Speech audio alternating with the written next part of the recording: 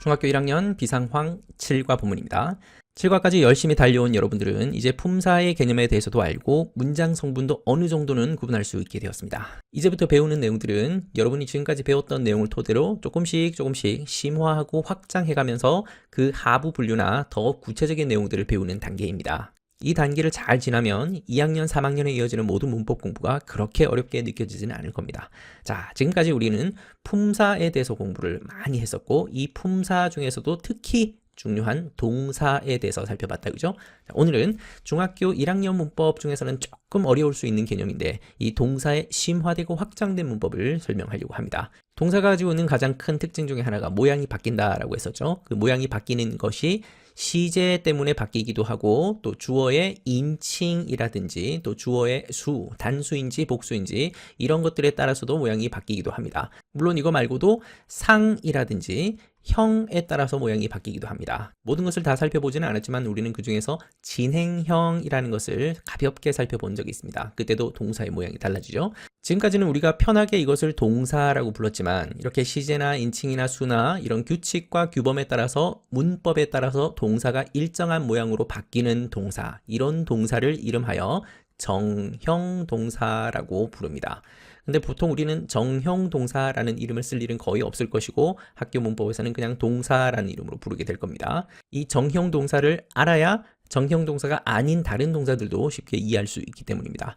정형 동사를 영어로는 finite verb라고 합니다. 여기에 있는 finite라고 하는 말은 제한된 이라는 뜻을 가지고 있습니다. 제한된다라는 것은 규칙에 따라서 정해진 형태를 따르게 된다라는 규칙에 제한을 받게 될 수밖에 없는 그런 동사를 정형 동사라고 합니다. 그런데 동사 중에 일부 동사들은 제한을 받지 않는 그런 동사들이 있습니다. 이걸 영어로는 finite verb의 반대말로 non-finite verb라고 부릅니다. 우리말로 굳이 번역을 하자면 비정형 동사라고 할 수 있겠죠. 자, 정형 동사와 비정형 동사를 구분할 수 있어야 되겠는데 비정형 동사는 정형 동사의 반대 개념인 거니까 시제라든지 인칭이라든지 수와 무관하게 항상 일정한 모양을 그대로 유지한다라는 특징이 있습니다. 보통 정형 동사를 그냥 동사라고 부르고 비정형 동사를 학교 선생님들은 보통 준동사라고 하는 이름으로 부릅니다. 이 동사를 영어로는 verb라고 불렀습니다. 그러면 준동사를 영어로 뭐라 그러냐? verbal이라고 부릅니다. 앞으로 여러분들은 학교 문법에서 학교 선생님들을 통해서 준동사 이런 말을 많이 듣게 될 겁니다. 준동사는 다름하여 비정형 동사하고 같은 것이다. 비정형 동사를 영어로는 non-finite verb라고 하는데 시제나 인칭이나 수에 따라서 모양이 바뀌지 않고 항상 일정한 형태를 유지하는 것이다. 보통 우리가 문장에서 동사라고 하면 이런 왼쪽에 있는 정형 동사를 말합니다. 그래서 이 정형 동사가 실제로는 주요 동사의 역할을 하는 것이고 그 오른쪽에 있는 준동사는 주요 동사가 아니라 보조적인 역할을 하는 그런 동사입니다. 그래서 이름을 준동사, 동사 비스무리한 거다라고 이름을 붙인 거죠. 문장에서 동사는 반드시 있어야 되지만 준동사는 단독으로는 쓰일 수 없고 반드시 동사와 함께 쓰여서 동사의 역할을 보조하는 그런 동사의 역할로 쓰이는 겁니다. 이 준동사에도 종류가 크게 세 가지가 있는데 첫 번째는 오늘 배우게 되는 부정사라고 하는 것이고 두 번째는 예전에 우리 잠깐 배운 적이 있었던 동명사가 있습니다. 그리고 아직 우리가 배우지는 않았지만 여러분들이 2학년이 되면 배우게 되는 분사라고 하는 것이 있습니다. 분사는 현재 분사와 과거 분사로 나눠지는데 요거에 대해서는 2학년 때 자세히 공부하도록 하겠습니다. 그리고 오늘은 분사에 대해서는 일단 얘기하지는 않겠습니다. 동명사에 대해서는 지난번에 잠깐 얘기한 적이 있었죠. 동명사는 모양이 동사에다가 ing 형태로 고정되어 있고 동사에서 출발했지만 명사 비스무리하게 쓰이는 것이다 라고 했습니다.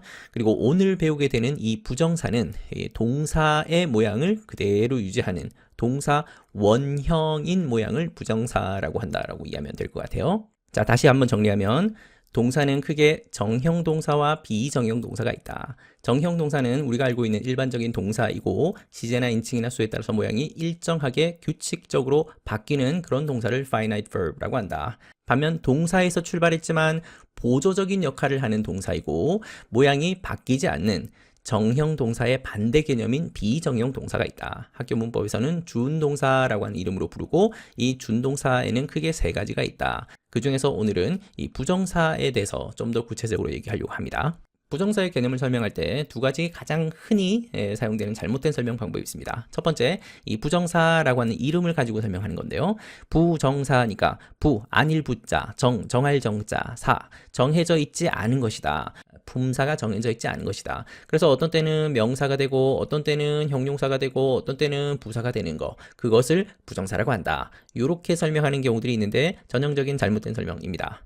또 다른 좀 더 유식하게 영어를 가지고 설명하려고 하는 경우들이 있습니다. 여기에 infinitive라고 하는 말이 부정사를 영어로 표현한 것인데 이 말 안에는 무한한이라는 뜻을 가지고 있거든요. 그러다 보니까 이거를 억지스럽게 끌어와서 이 부정사는 문장 속에서 무한한 역할을 한다. 명사가 되기도 하고 부사가 되기도 하고 부사 중에서도 이유가 되기도 하고 판단의 근거가 되기도 하고 목적이 되기도 하고 정말 쓰임이 다양하다. 그래서 이거를 infinitive라고 부른다. 라고 하는 식의 설명이 있습니다. 이것도 역시 전형적인 잘못된 부정사에 대한 설명입니다. 부정사라는 이름이 어떻게 해서 나오게 되는지를 지금부터 설명하려고 합니다. 자, 여기에 infinitive라고 하는 말의 그 라틴어 어원의 원형을 따져보자면 in이라고 하는 반대말 접두어에다가 finite라고 하는 말이 합쳐진 말입니다. finite verb는 우리가 아까 얘기했습니다. 일반적인 정형 동사, 일정하게 형태가 바뀌는 그런 동사를 finite verb라고 했는데 여기에 in이 붙어서 반대말이 된 겁니다. 그러니까 이 infinite가 나중에 변형이 돼서 infinitive가 된 겁니다. 즉 부정사는 한글로 억지스럽게 한번 번역을 풀어보자면 부정형 동사라고도 할 수 있겠죠. 즉 정형 동사가 아닌 거, 이것을 부정형 동사, 짧게 줄여서 부정사, 이렇게 된 겁니다. 아까 선생님이 얘기했던 것처럼 부정사, 동명사, 분사가 다 정형 동사가 아닌 것인데 모양이 안 바뀌는 거, 일정한 형태를 그대로 유지하는 것인데 특히 이 부정사는 동사의 원래 형태가 바뀌지 않고 그대로 얼음처럼 꽁꽁 얼어있는 이런 모양, 이것을 부정사라고 합니다. 동명사는 동사에다 ing를 붙이고 분사는 ed를 붙이거나 또 ing를 붙이거나 분사도 어쨌든 모양이 바뀌는데 부정사만 특이하게도 모양이 하나도 안 바뀌고 s를 붙이지도 않고 ing를 붙이지도 않고 ed를 붙이지도 않고 아무도 붙이지 않고 원형으로 굳어져 있는 이것을 부정사라고 한다. 그래서 여러분들은 앞으로 부정사라고 하는 것은 동사의 원래 모양 그대로 부르는 말이 부정사이구나, 이렇게 이해하면 될 것 같아요. 자, 그런데 부정사 중에는 to가 붙어 있는 부정사가 있고 to가 붙어 있지 않은 부정사가 있습니다.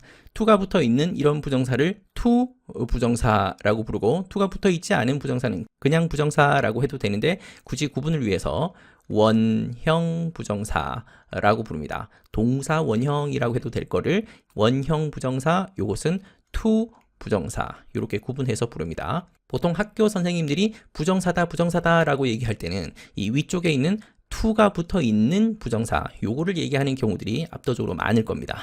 그럴 수밖에 없는 것이 이 to가 붙어 있는 이 부정사는 특이하게도 문장 속에 들어가면 명사가 되기도 하고 형용사가 되기도 하고 부사가 되기도 하는 그런 재미난 특징을 가지고 있습니다.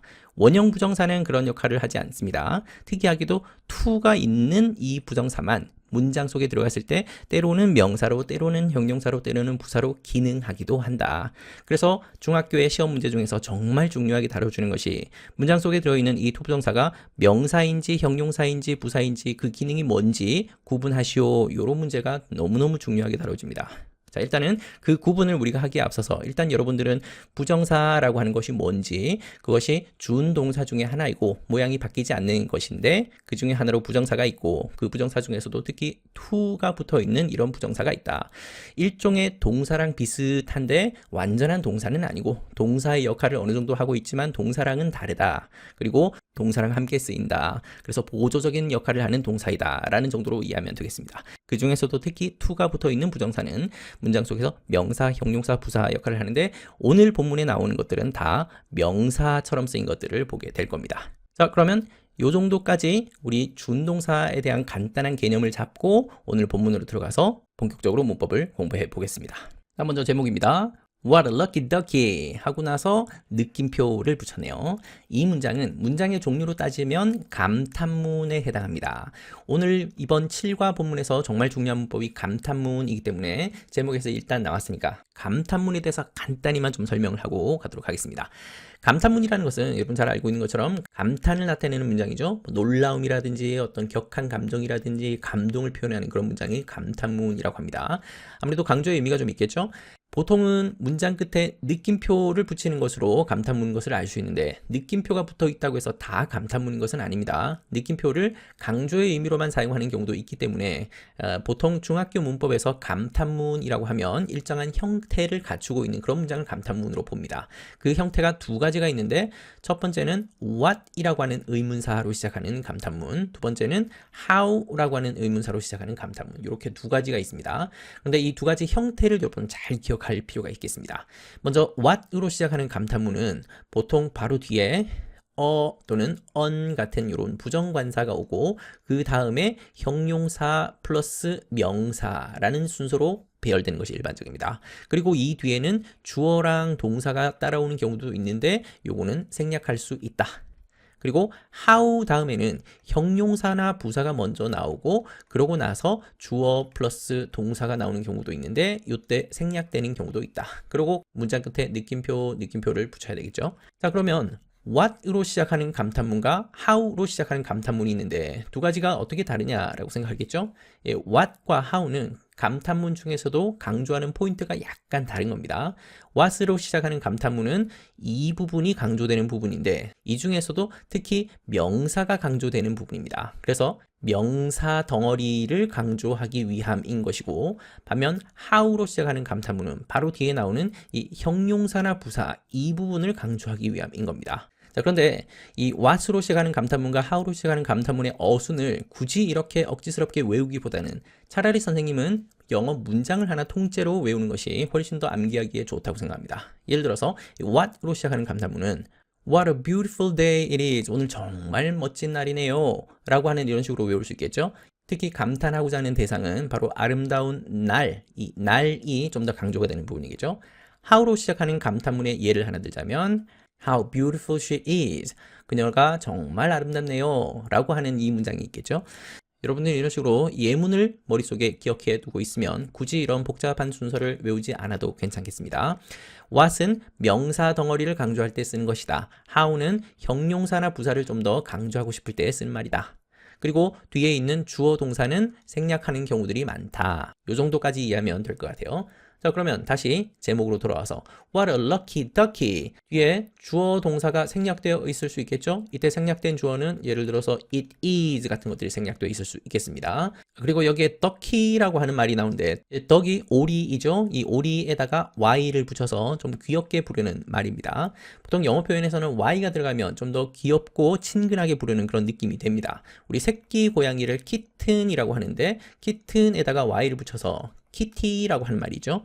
새끼 고양이를 뜻합니다. 그리고 도그에다가 y를 붙여서 도기라고 하게 되면 강아지를 부르는 말이 되는 것이고 우리 토끼를 뜻하는 rabbit을 귀엽게 부르려면 bunny가 되고 우리 돼지 pig를 귀엽게 부르는 말로는 piggy가 됩니다. 꼭 이렇게 동물에만 붙이지는 않고 사람에 붙이기도 하죠. 엄마를 mom이라고 하는데 엄마를 좀 더 친근하게 부르려면 mommy라고 우리 아이들이 얘기하기도 하고 아빠 dad를 친근하게 부를 때는 daddy 이렇게 부르기도 하죠. 어쨌든 y가 들어가면 귀엽고 애정어린 그런 느낌으로 부르는 것이다 라고 이해하면 되겠습니다. 오리가 오늘의 주인공입니다. 그러면 오리 이야기를 본격적으로 한번 만나보도록 하죠.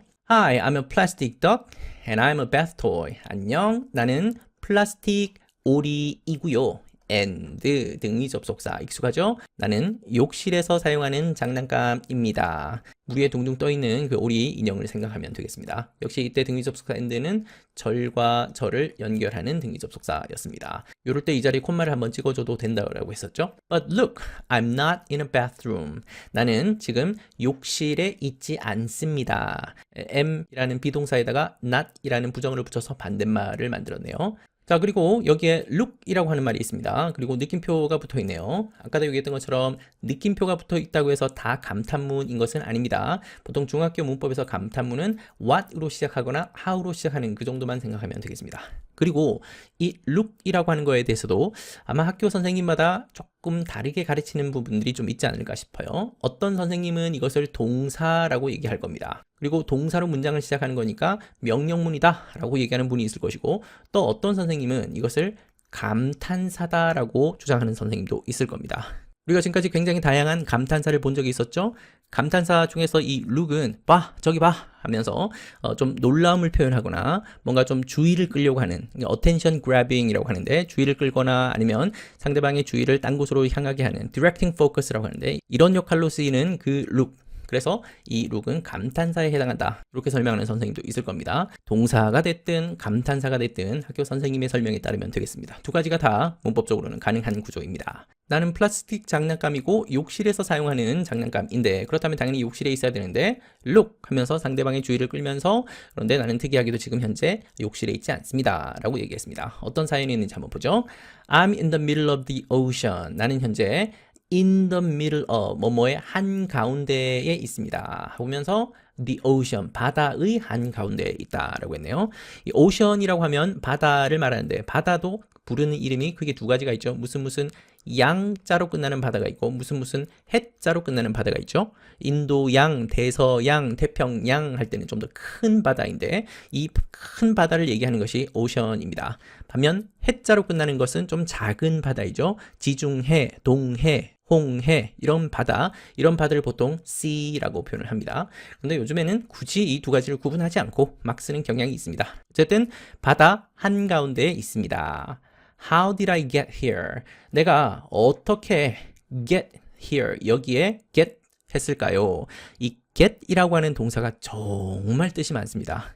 여러분 단어 사전을 찾아보면 이 get이 가지고 있는 뜻만 해도 20가지가 넘게 있을 겁니다. 뭐 받다, 얻다, 뭐 가져오다, 수신하다, 뭐 병에 얘기하면 병에 걸리다, 뭐 등등등 뜻이 있는데 여기서는 그 수많은 뜻들 중에서 도착하다라고 하는 뜻으로 보면 되겠죠. 그 많은 뜻들 중에서 이 문장에서 가장 적합한 뜻을 골라내는 그런 능력이 문해력이 아닐까 싶습니다. 내가 어떻게 여기에 왔을까요? 욕실에 있어야 되는 장난감인데 어떻게 바다 한가운데에 오게 됐을까요? 라고 하는 뜻입니다. 여러분 나중에 영어로 공부하다 보면 get 말고도 이런 뜻이 정말 많은 단어들 많이 만나게 될 겁니다. 이걸 이름하여 다의어라고 합니다. 뜻이 정말 많은 단어이겠죠. 뭐 가장 대표적인 예가 take가 있겠죠. 이 take가 중학교 1학년의 대표적인 단어인데 이 take만 하더라도 뭐 가져가다, 받다, 선택하다, 데려가다 등등등 뜻이 많습니다. take 뒤에 붙이는 거에 따라서 뜻이 다 달라지죠. 예를 들어서 take a rest로 가게 되면 휴식을 취하다 이고 take a picture 하면 사진을 찍다 이고 take a shower 하면 샤워하다 이고 take a walk 하면 산책하다 이고 그렇게 다양하게 쓰이는 이런 동사들 영어에서는 정말 많습니다. I was from a factory with other dogs. 나는 한 공장으로부터 왔습니다. 출신을 나타내는 from이 전치사이죠. 어디로부터 라는 뜻입니다. 그리고 with 뭐뭐와 함께 이것도 역시 전치사이죠. 우리 예전에 공부했던 것처럼 전치사는 명사 덩어리 앞에 쓴다 그랬죠. 그래서 전치사 다음에는 항상 명사 덩어리가 나와야 된다 그랬죠. 여기는 공장이 나왔고 여기는 다른 오리들이라는 명사 덩어리가 나왔네요. 전치사는 명사 앞에 놓이는 것이다. 다른 오리들과 함께 공장에서 왔습니다. 함께 만들어졌겠죠? People made us with plastic because it is light and lasts long. 자, 드디어 우리가 예전에 배웠던 문법을 복습할 때가 되었습니다. 사람들은 만들었습니다. 우리를 여기서 우리라고 하면 말하고 있는 이 I 그리고 다른 오리들을 한꺼번에 말하는 거겠죠. 우리들을 플라스틱을 가지고서 만들었습니다. 이때 with는 전치사이겠죠. 왜냐하면 자 이때 이 because의 이름을 말할 수 있겠습니까? 우리 예전에 배웠던 문법 용어로는 접속사이죠. 그 접속사 중에서 두 가지가 있다고 했습니다. 등위 접속사일까요? 종속 접속사일까요? 그렇죠. 종속 접속사이죠. 종속 접속사라는 말은 뒤쪽에 있는 이 절이 종속절이라는 뜻이고 그 앞쪽에 있는 이 절 여기서부터 여기까지 여기가 주절이라는 말이죠. 주절에다가 종속절을 붙여주는 역할을 하는 종속 접속사. 그리고 이 종속절에도 종류가 있다 그랬죠. 이것은 명사절일까요? 아니면 부사절일까요? 이 두 가지를 구분할 수 있는 것이 참 중요하다고 했었죠. 여기서는 명사절이 아니고 부사절이었습니다. 왜냐하면 이때 because 이하를 통째로 없애버려도 크게 문제가 없죠. 앞에 있는 주절만 가지고도 문장이 될 수 있죠. 그래서 이것은 부사절입니다. 그래서 이 종속 접속사를 다른 말로는 부사절 접속사 이렇게 불러도 상관없겠습니다. 그 중에서도 특히 이유를 나타내는 부사절 접속사이겠죠. 지금 선생님이 얘기하는 것들이 익숙하고 또 이해가 되면 여러분들이 앞다른 공부를 굉장히 열심히 한 겁니다. it is light라고 할 때 이때 it은 대명사이죠. 이 it이 가리키는 명사를 찾아야죠. 이때 그것이라고 하면 플라스틱이겠죠. 플라스틱은 light, 가볍고 and last long. 자, 그러면 이때 and는 역시 접속사인데 이 접속사는 접속사 종류 중에서도 등위 접속사입니다. 등위 접속사는 왼쪽 오른쪽에서 똑같은 거 붙여줘야 되니까 and 바로 뒤에 last라고 하는 동사가 나오죠. 그러면 이 last와 모양이 똑같은 동사를 찾아야 되는데 찾았습니까? 바로 앞에 있는 is이죠. 그래서 is라고 하는 1번 동사와 last라고 하는 2번 동사를 이 it이라는 주어로 같이 연결해주고 있는 겁니다. it is, it last 이렇게 연결되는 거죠.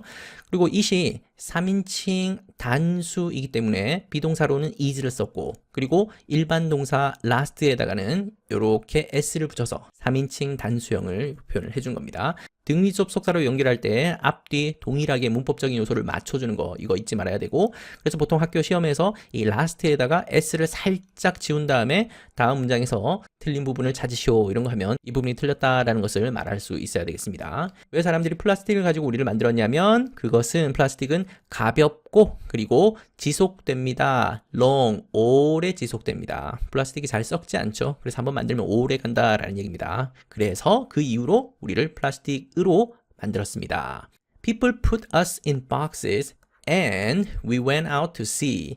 사람들은 넣었습니다. 이때 put은 동사의 3단 변화가 똑같죠? put. 지금까지 문맥에서 전부 다 과거 시제로 얘기하고 있기 때문에 이 문장도 과거 시제인 것으로 짐작할 수 있겠습니다. 우리를 넣었습니다. 어디에 넣냐면 상자 속에다가 넣었죠? 장소를 나타낼 때 전치사 in은 어디 안이라고 하는 뜻을 가지고 있다고 했습니다. 박스 안에다가 우리를 넣었고 그리고 등위 접속사. 우리는 갔습니다. go의 과거형이죠. 그런데 가다라고 하면 구체적인 방향을 알 수가 없는데 go out이라고 부사를 붙이면 밖으로 갔다라고 하는 방향이 좀 더 분명하게 설명이 되죠. 그래서 방향을 분명하게 하거나 의미를 좀 더 구체적으로 하거나 할 때 동사에다가 부사를 붙여서 설명하기도 합니다. 밖으로 갔는데 그 밖이 어디냐면 바로 바다로 나갔습니다. 이제 박스에 담아서 다른 곳으로 옮겨가기 위해서 배를 타고 갔다는 얘기겠죠. 그리고 이때 and는 역시 이 절과 뒤에 있는 이 절을 연결해주는 등위 접속사였습니다. 이럴 때 and 앞에 콤마를 찍어줘도 된다 그랬었죠. But the boxes fell into the ocean in an accident. 하지만 안타깝게도 그 상자들이 fall의 과거형이었습니다. 떨어졌습니다. 바다 속으로 떨어졌네요. 역시 fell만 하게 되면 떨어지다 라는 동작은 나오지만 구체적으로 어디로 떨어졌는지 장소를 알 수 없죠. 전치사에다가 명사를 붙여서 장소나 방향을 좀 더 구체적으로 표현할 수 있는 겁니다. 바다 속으로 안으로 들어갔습니다. 이때 into라고 하는 전치사는 in이라는 전치사와 to라고 하는 전치사가 합쳐진 겁니다. in은 안이고 to는 방향, 어디로이니까 어디 안으로 라는 뜻이 되겠죠. 바다 속으로 떨어졌습니다. in an accident라고 하는 말은 한 사고 속에서 라는 뜻인데 사고를 당해서 사고로 바닷속으로 빠졌다라는 말이겠죠. Luckily, 부사. 운이 좋게도 우리는 get out of는 어디에서 빠져나오다 라는 뜻입니다. 그럼 상자에서 바깥으로 빠져나올 수 있었습니다. 예전에 배웠던 우리 문법 개념으로 이 could는 조동사이죠. 조동사 중에서도 can이라고 하는 조동사의 과거형입니다. 그래서 빠져나올 수 있다가 아니라 빠져나올 수 있었다라고 과거 시제로 표현해야 되겠죠. 그리고 잘 아는 내용이겠지만 조동사 다음에 나오는 동사는 항상 원형이어야 된다 그랬죠. 그래서 여기에 get이 된 겁니다. 그리고 아까 luckily를 선생님이 부사라고 했는데 보통 부사를 이렇게 문두에 두는 경우가 있습니다. 그리고 문두에 두고 이렇게 콤마까지 찍어서 분리를 시켜주면 보통 이런 부사들은 문장 전체를 꾸며주는 역할을 하는 경우가 많습니다. 그래서 이거를 이름하여 문장 부사라고 부르기도 하는데 그것까지는 굳이 몰라도 되겠습니다. The wind was strong, so the waves took us apart. 바람은 강했다. 아주 바람이 세게 불었나 봅니다. 그래서 접속사. 파도는 took us apart라고 할 때 이때 took는 take라고 하는 동사의 과거형이죠. 그리고 apart라고 하는 이 말은 떨어져서, 따로, 뭐 헤어져서, 조각조각, 무슨 산산이 이런 뜻을 가지고 있습니다. 그래서 take 뭐뭐뭐 apart라고 하게 되면 갈갈이 찢어놓다 라는 뜻도 되고 뭐 분해하다, 분리시키다 이런 등등의 뜻이 있습니다. 여기서는 분리시키다 라고 하는 뜻으로 보겠습니다. 우리를 분리시켰습니다. 원래는 박스 안에 함께 들어있던 오리 인형들인데 우리들을 전부 뿔뿔이 흩어놨다 라고 하는 말이겠죠. 자, 그러면 앞에 있는 이 so의 구체적인 이름을 말하고 갑시다. 접속사는 접속사인데 절과 절을 연결하는 등위 접속사이죠. 여기서부터 여기까지의 절과 여기서부터 여기까지의 절을 연결하고 있습니다. 근데 and하고는 다르게 뜻이 좀 있죠. 이때 so는 그래서 라는 뜻이고 앞에 있는 절이 원인에 해당되고 뒤에 있는 것이 결과에 해당되죠. 바람이 너무 세게 불어서 원인, 그래서 그 결과 파도가 우리를 뿔뿔이 흩어놨다 라고 하는 뜻이 되죠. 그래서 이거를 인과 관계로 연결해 준다 라고 표현하기도 합니다. In the ocean, I met a lot of sea animals. 바다에서 나는 만났습니다. 많은 바다 동물들을 만났네요. 이때 a lot of는 many라고 하는 말로 바꿔 쓸 수 있겠습니다. 그리고 뒤에는 복수형의 s가 붙었겠죠? 한 마리가 아니라 여러 마리를 만났으니까 그래서 many로 바꿀 수 있는 거죠. But many of them were in trouble. 하지만 many of them 이라고 할 때 them이 가리키는 것은 앞문장에서 sea animal이겠죠? 내가 바다에서 만났던 그 바다 동물들, 그 바다 동물들의 많은 친구들이 어려움 속에 있었습니다. 문제에 처했습니다. 곤란한 상황에 있었습니다. 라는 등등의 뜻이겠죠? 보통 many라고 하게 되면 many animals처럼 이런 식으로 써서 이 many가 형용사 역할을 합니다. 보통은 뒤에 있는 명사를 꾸며주는 역할을 하는 형용사로 쓰이는데 방금 여기에서는 many가 단독으로 쓰였죠? 바로 뒤에 명사가 안 보이죠? 이럴 때 many는 대명사 many입니다. many가 대명사도 될 수 있습니다. 그러면 어떤 명사를 대신해서 쓴 거냐? 그럼 앞에 있는 역시 sea animal이죠. 그 동물들, 바다 동물들 중에 또 많은 동물들이 어려움에 처해 있었습니다. 대명사로 쓰인 겁니다. 그럼 어떤 어려움에 처했는지 한번 봅시다. One time, 한 번은 I met a sea turtle, 바다 거북이를 만났습니다. 근데 그 바다 거북이가 어떤 상태에 있었냐면 in a fishing net, fishing net은 낚시 그물입니다.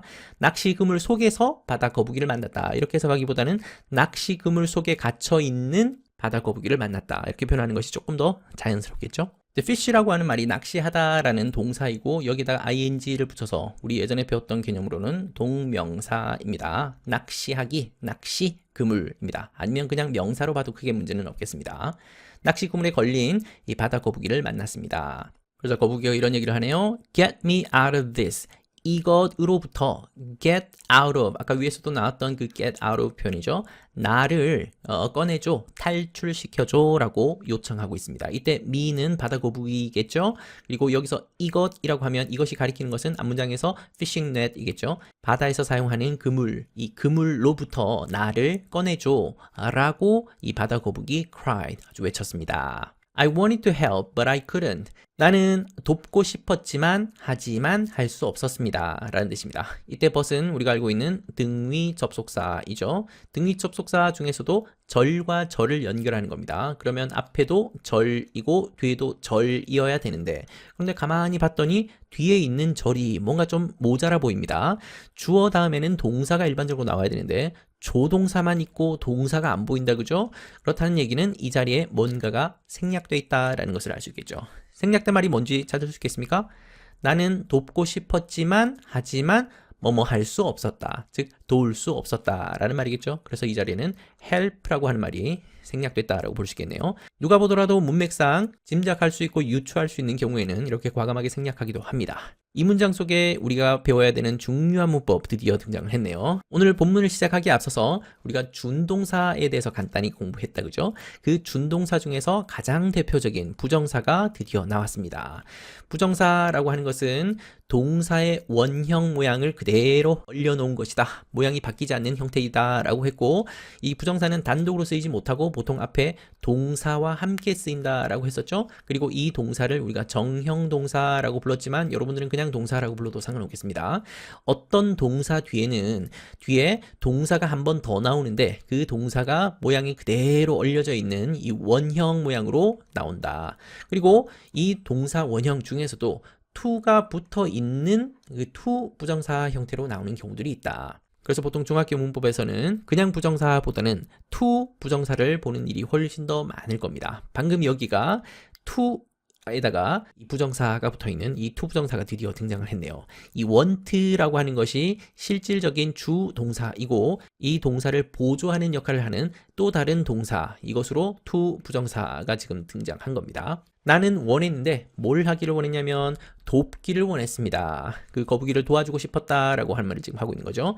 원하다라고 하는 것도 동사고 돕다라는 것도 동사지만 앞에 거는 우리가 동사라고 부르고 뒤에 거는 동사라고 하지 않고 주운 동사라고 부르는 이유가 바로 여기에 있습니다. 주요 동사는 앞에 있는 want이고 주운 동사, 도와주는 역할을 하는 동사, 동사와 비슷하지만 완전히 동사는 아닌 이런 주운 동사 중에 하나로 to가 붙어 있는 부정사가 왔습니다. 그리고 아까 선생님이 설명하기를 이 to가 붙어 있는 이 부정사는 문장 속에 들어가면 특이하게도 명사처럼 쓰일 때가 있고 형용사처럼 쓰일 때가 있고 부사처럼 쓰일 때가 있다라고 했었죠.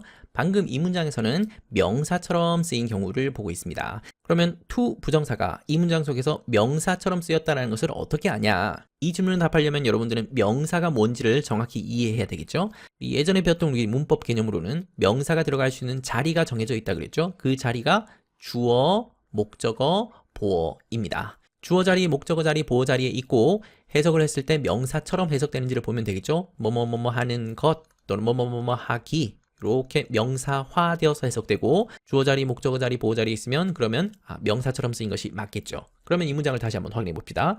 want가 동사이죠. 자, 그런데 우리 예전에 배웠던 개념으로는 동사 중에서도 자동사일까요? 타동사일까요? 원하다라고 하면 뭐뭐를 원하다, 목적어를 필요로 하죠. 그렇다면 얘는 타동사입니다. 타동사라는 얘기는 바로 뒤에 목적어를 필요로 하는 거니까 이 자리가 목적어 자리다라는 것을 알 수 있죠.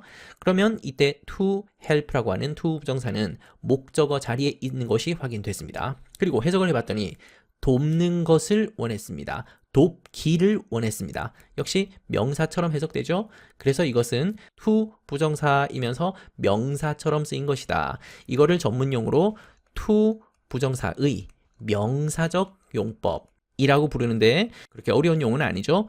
to가 붙어 있는 이 부정사가 문장 속에서 명사처럼 사용되었다라고 하는 그 말을 이렇게 어렵게 표현한 겁니다. 그래서 앞으로 여러분들은 to 부정사가 나오면 문장 속에 있는 to 부정사가 명사인지 형용사인지 부사인지를 계속 반복해서 구분해 보는 연습을 하겠습니다. I was so sad. 나는 너무 슬펐습니다. so를 very로 바꿔도 상관없겠습니다. 근데 very보다 so가 조금 더 강한 느낌입니다. 플라스틱 장난감이었으니까 어쩔 수 없었다는 얘기죠. 그러고 나서 The waves took me to a giant trash island. 파도는 took 역시 take의 과거형이었습니다. 데려갔습니다. 나를 데려갔는데 어디로 데려갔냐면 이때 to는 방향을 나타내는 전치사이죠. 어디로?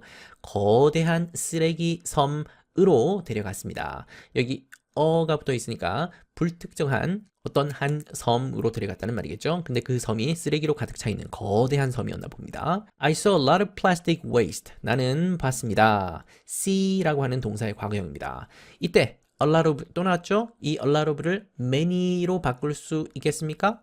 아니죠. much로 바꿔야 되겠습니다. 왜? 뒤에 있는 plastic waste가 셀 수 없는 명사이죠. 셀 수 없는 명사일 때는 양을 나타내는 much를 쓰는 것이고 셀 수 있는 명사의 복수형이 왔을 때는 수를 나타내는 many를 쓰는 겁니다. 방금 여기서는 많은 쓰레기의 양을 얘기하는 거니까 much로 쓰는 것이 맞겠죠. I wanted to get out of there. 나는 원했습니다. 하고 나서 우리가 좀 전에 배웠던 to가 붙어 있는 이 부정사가 또 보이죠? want가 실질적인 동사인 것이고 여기에 get이라고 하는 준동사가 붙어 있네요. 그 중에서도 to가 붙어 있는 부정사, 이것을 to 부정사라고 불렀습니다. 그리고 이 to 부정사는 동사를 보조하는 역할을 하는 동사라고 했었죠. 원하는데 무엇을 원하냐면 그곳에서 빠져나오기를 원했습니다. 여기서 그곳이 어디겠습니까? 앞에서 나왔던 거대한 쓰레기 섬이겠죠? 이 쓰레기 섬에 갇혔고 그 섬에서 빠져나오기를 원했습니다. 자, 그럼 다시 한번 복습합시다. to가 붙어 있는 부정사는 문장 속에 들어가면 명사, 형용사, 부사가 될 수 있다 그랬는데 방금 이 문장 속에서는 어떤 역할로 쓰였을까요? 정답은 명사였습니다. 명사로 쓰였다는 얘기는 주어 자리, 목적어 자리, 보어 자리라고 했었죠? 그러면 이 문장 속에서는 앞에 I라는 주어가 있고 want라는 타동사가 있고 타동사 바로 뒤에인가 목적어 자리에 있고 그리고 해석을 해봐도 빠져나오는 것, 빠져나오기를 원했습니다. 명사처럼 해석되죠? 그러니까 명사처럼 쓰인 것이 맞네요. to 부정사의 명사적 용법이었습니다. One day, 어느 날, a strong storm freed me. 강한 태풍이 나를 free 하게 했습니다. free라고 하는 말이 여러분이 자유로운이라는 형용사로 많이 알고 있죠? 근데 방금 이 문장에서는 주어 바로 다음에 쓰인 동사 free였습니다. free가 동사로 쓰이면 자유롭게 하다, 해방시키다 등등의 뜻이 있죠? 나를 자유롭게 해줬습니다. free가 원형이고 여기에 ed를 붙여야 되는데 단어가 e로 끝날 때는 e 없이 d만 붙이면 과거형이 되죠. 강한 태풍이 나를 자유롭게 해줬습니다. 형용사인데 동사로도 같이 쓸 수 있는 이런 단어들이 free 말고도 많이 있습니다. 예를 들면 가장 쉬운 단어 중에 우리 open이라고 하는 말이죠. open이 열려있는 이란 뜻도 되고 문을 열다 이런 뜻도 되죠. 그리고 clean이라고 하는 말도 깨끗한 뜻도 되고 깨끗하게 하다, 청소하다 라는 말이 되죠. dry도 건조한, 마른 이란 뜻도 되고 마르게 하다, 즉 말리다 라는 뜻도 되죠.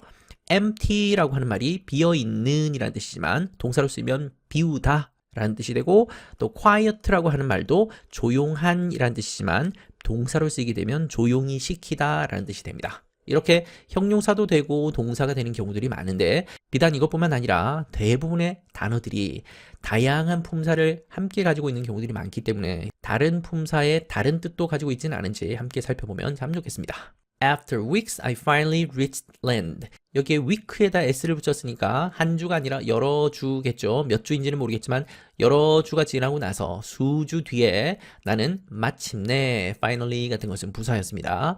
reach는 도착하다인데 좀 더 엄밀하게는 어디에 도착하다라는 뜻입니다. 그리고 이 reach는 우리 학생들이 자동사로 많이 오해를 하는데 이 reach는 동사 중에서도 타동사입니다. 타동사라는 얘기는 바로 뒤에 목적어를 바로 붙여야 되는 것이죠. 그래서 여기에 land라고 하는 동사의 목적어를 붙였습니다. 땅에 도착했습니다. 육지에 도착했습니다. There were a lot of people at the beach. 이제는 별로 새롭게 느껴지지 않는 이 표현 there is, there are 구문 있다, 없다 라고 할 때 표현하는 말이죠. 과거 시제니까 있었다 라고 표현하면 되겠죠. 여기에 a lot of가 또 나왔네요. 그렇다면 이때 a lot of는 many로 바꿀까요? much로 바꿀까요? 바로 뒤에 people이라고 하는 셀 수 있는 명사의 복수형이 나와 있으니까 many로 바꿀 수 있겠네요. 많은 사람들이 있었습니다. 어디에 있었냐면 at the beach. 우리 예전에 전치사 잠깐 공부하면서 at이라고 하는 전치사는 구체적인 장소, 좁은 장소, 어떤 특정한 지점을 가리키는 전치사였습니다. 해변에 사람들이 많이 있었습니다. 많은 사람들이 있었습니다. Oh, someone picked me up. 이때 oh 같은 이런 것들이 전형적인 감탄사이죠. 누군가가 pick up이라고 하면 집다, 들어 올리다, 포착하다, 알아채다, 뭐 전화 같은 걸 얘기할 때는 전화를 받다, 또 누구를 픽업해준다 그러면 차에 태워준다 이런 뜻도 있습니다. 누군가가 나를 집어들었습니다. 여기 역시 과거 시제로 했으니까 집어들어 올렸습니다 라고 하겠죠. 그리고 이때 pick me up 이라고 하지 않고 pick up me 라고 하게 되면 뭔가 좀 어색한 느낌이 납니다. 픽을 우리가 동사라고 부르죠. 동사 중에서도 목적어를 필요로 하는 타동사입니다. up은 부사이죠. 그리고 me는 목적어이면서 대명사입니다. 나를인데 보통 이렇게 타동사와 부사가 결합되어 있는 이런 동사구는 목적어를 대명사로 쓸 때 항상 이렇게 사이에 집어넣어야 된다 라고 학교 선생님들이 문법으로 가르치고 설명하는 경우들이 많이 있을 겁니다. 그리고 pick up me라고 쓰면 어색하다라고 얘기를 하는데 왜 그런지는 설명하지 않고 그냥 넘어가는 경우들이 많이 있죠. 간단히만 설명하면 이렇습니다. 이 pick과 up 같이 동사의 한 덩어리가 되는 부분들은 항상 강세가 좀 주어지는 단어입니다. 그래서 여기도 강한 강세가 가고 up도 강한 강세가 됩니다. 반면 명사가 아니라 대명사는 상대적으로 약한 강세로 발음되는 경향이 있습니다. 그러다 보니까 pick me up 이라고 하게 되면 강해서 리듬감이 살아나죠. 반면 pick up me 하게 되면 약이 돼서 뭔가 발음이 부드럽지 않고 리듬이 끊어지는 느낌이 나죠. pick up me 두 가지를 각각 따로 발음을 해보면 어떤 리듬이 훨씬 더 자연스럽고 편안하게 느껴지는지 아마 여러분들은 쉽게 구분할 수 있을 겁니다. 이런 강약의 리듬감의 원칙이 나중에는 하나의 문법처럼 굳어지게 된 건데 이 과정을 모르고서는 그냥 문법으로 암기할 수밖에 없게 되는 것이죠. 대단히 중요한 문법은 아니니까 이런 것이 있구나라는 정도만 알고 넘어가면 되겠습니다. 누군가가 나를 집어들었습니다. Where am I going now? I thought. 내가 어디로 가고 있는 것인가? 지금이라고 했고 예전에 우리 배웠던 것이 또 나왔다 그죠? am에다가 ing 붙었네요. 비동사 나왔고 동사에다가 ing 붙이면 이것을 우리가 이름하여 진행형이라고 했다 그죠? 그리고 시제가 여기에 am에서 현재로 나와 있으니까 현재 진행형인 것을 알 수 있습니다. 그렇다면 해석을 할 때도 가고 있는 중이다 라고 해야죠. 지금 내가 어디로 가고 있는 중인가? 라고 나는 생각했습니다. thought는 think라고 하는 동사의 과거형입니다. What a long journey 하고 나서 느낌표 붙어 있네요. 그리고 앞에 what으로 시작했죠. 보나마나 감탄문입니다. 감탄문 중에서도 what으로 시작하는 감탄문은 how와는 달리 명사 덩어리를 좀 더 강조하는 것이라 그랬죠. 그럼 이 문장 속에서는 long journey라고 하는 이 명사구, 특히 이 중에서도 journey라고 하는 명사가 좀 더 부각되고 강조되는 느낌입니다. 긴 여행이네요. 여기에 굳이 주어 동사를 억지스럽게 넣을 수도 있겠지만 중요하지 않아서 생략한 경우입니다. I'm finally in a bathtub with this boy Mike. 나는 마침내 욕조 속에 있습니다. 시제가 현재 시제로 바뀐 것을 알 수 있죠? 긴 여행을 마치고 나서 이제는 욕조 안에 마침내 들어와 있습니다. With this boy. 이 소년과 함께. with는 뭐뭐와 함께라는 뜻의 전치사입니다. 그러고 나서 콤마 있죠? 이 콤마는 왼쪽 오른쪽을 동일하게 연결하는 동격의 콤마입니다. 이 소년의 이름이 바로 마이크이니까 이 소년 마이크와 함께 욕조 속에 있습니다. How lucky I am. 자, 이번에는 how로 시작하는 감탄문이네요. 그리고 느낌표 있습니다. how일 때는 형용사나 부사가 좀 더 강조되는 느낌이라 그랬죠. 그래서 여기에는 lucky가 좀 더 중요한 단어입니다. 내가 정말 운이 좋네 라고 얘기하고 있는 겁니다. 이때 I는 역시 오늘의 주인공 ducky이겠죠. 그리고 이 자리에 I am을 생략해도 크게 문제는 없겠습니다. 중요한 건 어차피 lucky였으니까요. But sometimes I think about my other duck friends. 하지만 때때로, 이 때때로 같은 것도 역시 부사인데 부사 중에서도 빈번한 정도를 나타낸다. 그래서 이것을 빈도부사라고 부르기도 합니다. 보통 빈도부사는 일반 동사 앞에 오려고 하는 경향이 강한데 방금처럼 문 뒤에 이렇게 위치하게 되면 문장 전체를 꾸며주는 그런 역할을 한다 그랬죠.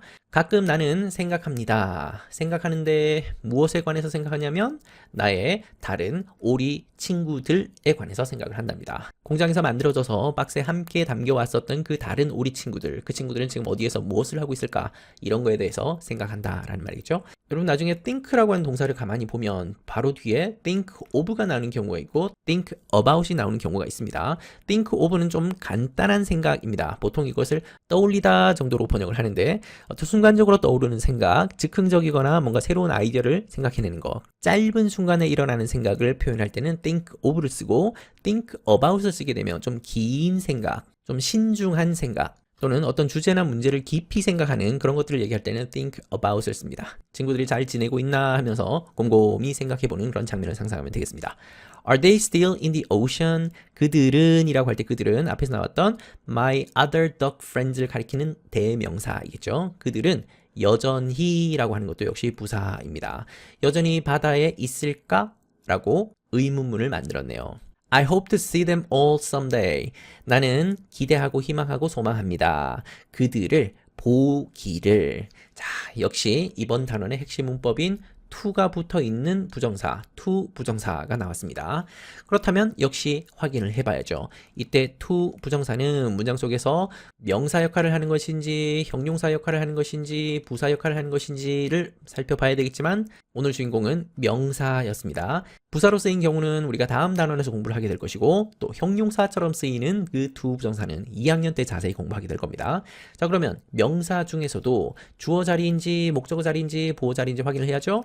바로 앞에 보니까 hope라고 하는 동사가 있네요. 일반 동사이고 주 동사입니다. 이 동사는 목적어를 필요로 하는 타동사입니다. 뭐뭐를 바라다, 소망하다니까. 그래서 바로 뒤에는 목적어 자리이겠죠. 그래서 이 자리는 목적어 자리에 있고 그래서 명사처럼 쓰인 to 부정사인 겁니다. 해석을 해봐도 보는 것을 바랍니다. 보는 것을 희망합니다. 라는 뜻이겠죠. 이때 댐도 역시 앞에서 얘기했던 그 데이, 이 다른 오리 친구들을 가리키는 것이고, 그리고 이 올이 좀 특별한데요. 어떤 선생님은 이것을 부사라고 설명하기도 할 겁니다. 그런데 이 문장에서 부사라기보다는 대명사로 보는 것이 좀 더 바람직하겠습니다. 이 올은 역시 다른 모든 오리 친구들을 가리키는 것이죠. 근데 앞에 이 them이라고 하는 대명사가 있는데 이 바로 뒤에 대명사를 이렇게 또 쓸 수 있나요? 라고 물어보는 친구들이 있을까봐 대명사 두 개 연달아 쓰는 경우들이 영어 문장에서는 굉장히 흔하게 있습니다. 특히 구어체에서는 너무너무 자주 쓰죠. 아마 여러분들이 영어 회화 같은 거 하다 보면 you guys 같은 이런 말들 되게 자주 들어볼 겁니다. 이때 you와 guys가 같은 대상을 말하는 거죠. 그래서 이것을 동격의 대명사라고 부르기도 하는데 그것까지는 몰라도 상관없겠고 여기에서의 all은 다른 모든 오리 친구들을 가리키는 대명사이고 앞에 있는 대명사 them과 뒤에 있는 all이 결국 같은 대상을 얘기하는 것이다. 대명사 두 개 연달아 쓸 수도 있다 라는 정도까지만 알면 되겠습니다. 자, 이제 마무리합시다. 오늘 본문에서 너무너무 중요한 개념을 다뤘습니다. 우리가 지금까지 배웠던 동사라고 하는 것은 모양이 일정하게 바뀌는 정해진 규칙과 법칙에 따라서 바뀌는 정형 동사였구나. 그리고 정형 동사에 반대되는 개념으로 비정형 동사라고 하는 것이 있더라. 이 정형 동사가 문장에서 주요한 동사 역할을 한다면 이 비정형 동사는 보조적인 역할을 하고 의미를 좀 도와주는 역할을 하는 것이다. 그래서 이것을 준동사라고 하는 말로 부른다고 했습니다. 그리고 이 준동사에는 크게 부정사, 동명사, 분사 이렇게 세 가지가 있다. 그 중에서 오늘은 부정사에 대해서 간단히 살펴봤습니다. 이 부정사 중에서도 to가 있는 부정사가 있고 to가 없는 부정사가 있다. 그 중에서 중학교 문법에서 정말 자주 빈번하게 쓰이는 것은 이 to가 있는 부정사이다. 이 to가 있는 부정사는 특이하게도 문장 속에서 명사로 쓰이기도 하고 형용사처럼 쓰이기도 하고 부사처럼 쓰이기도 하는 그런 특징을 가지고 있더라. 그 중에서도 오늘은 명사처럼 쓰이는 것을 집중적으로 살펴봤다. 그죠? 명사처럼 쓰인다는 얘기는 주어 자리나 목적어 자리나 보어 자리에 있을 때를 명사처럼 쓰인다라고 하는 겁니다. 그리고 해석을 할 때도 명사처럼 해석이 돼서 뭐뭐뭐 하기, 뭐뭐뭐 하는 것처럼 해석되는 그런 것입니다. 자, 그리고 오늘 본문 중에 굉장히 중요한 감탄문 만드는 방법에 대해서도 공부를 했습니다. 감탄문을 중학교 문법에서는 특히 what으로 시작하는 감탄문과 how로 시작하는 감탄문이 있는데 what은 주로 바로 뒤에 명사구를 좀 더 강조하고 싶을 때 쓰는 것이고 how는 형용사나 부사를 좀 더 강조하고 싶을 때 쓰는 것이 how 감탄문이다. 이거 외에도 수차례 나왔던 우리 접속사도 있었고 부사도 여러 차례 등장했었다. 그죠? 문법 지식을 하나하나 쌓아 나갈수록 여러분들이 문장을 볼 때 점점 아는 것들이 많아질 겁니다. 그 아는 것들을 혼자만 가지고 있지 말고 주변에 문법으로 어려워하는 친구들에게 같이 나눠주면 참 좋겠습니다. 자, 오늘도 공부하느라 수고했습니다.